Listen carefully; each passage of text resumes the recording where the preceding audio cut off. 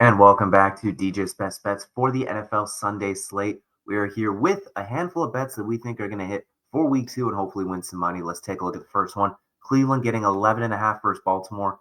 7 of the last 10 times these teams have faced off, this spread would have been covered.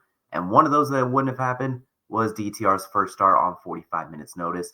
Double-digit underdogs tend to win about 50, tend to cover, about 53-ish% of the time the last few years. And with Baltimore, no lead is safe. So I'm looking at 20 to 10, 24 to 13, something like that. Look for Cleveland to cover, even though Baltimore will win comfortably.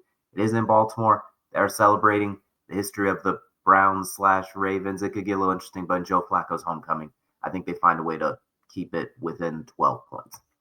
Next up, we got Denver getting 2.5 versus Indianapolis.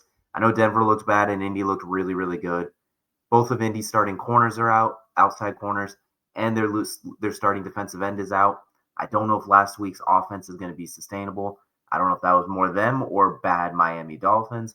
Denver, I think, is going to come with a point to prove. RJ Harvey's going to get more involved. Bo Nix is going to hopefully play a lot better. They did force 4 turnovers. I think that'll be something to look at. It's going to be hard for Indy to get going, I believe, if those corners are locked in. So give me Denver minus 2.5. Next up, New England plus 2.5 versus Miami. Last week, for Miami, it looked like the bottom fell out. Either that was the Colts are a very dangerous team, or that was a very, very bad Dolphins team that's already had a players-only meeting.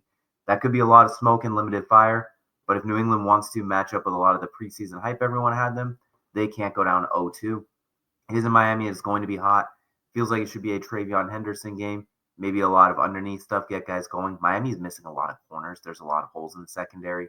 And defensively, New England should get after Tua. Give me plus 2.5. Even New England loses, I think it'll be relatively close. Last but not least, we have Saquon Barkley under 87.5 rush yards for a prop. His last couple of games, I think it's last 3 in a row, including the Super Bowl. No, it's 2 in a row, including the Super Bowl, excuse me. He has been under 87 rushing yards.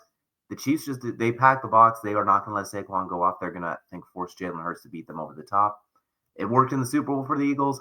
I think they're still going to commit to it because if Saquon gets loose, it's pretty much a wrap at that point. So I think they're going to find a way to keep him contained, and they do have a good run defense, as we saw in week 1 against the Chargers. They do a pretty good job of containing the run game. But if you want to parlay these together, you're looking at plus 12, 15 odds. Remember, only bet what you can afford to lose. Bet smarter, not harder. This is what we have for week 2. Feels like a 4-0 week. Let us know down below what bets you're fading and which ones you're tailing, and we'll see you all again next week.